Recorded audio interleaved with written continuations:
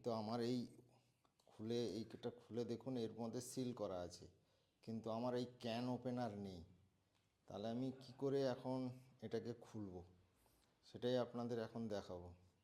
দেখা যাক সাকসেস হই কি না। আমি তো ট্রাই করিনি। প্রথম আমার আইডিয়া হলো যে আমি কি করে এটাকে এই গ্রিলের হেল্প,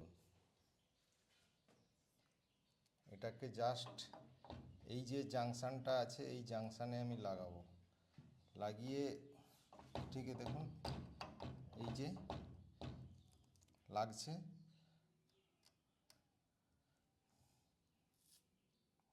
আস্তে করে হালকা প্রেসার দেবো মাথাটার উপরে। এই দেখুন খুলে গেল, সাকসেস। ওকে, এই দেখুন ঠিক আছে।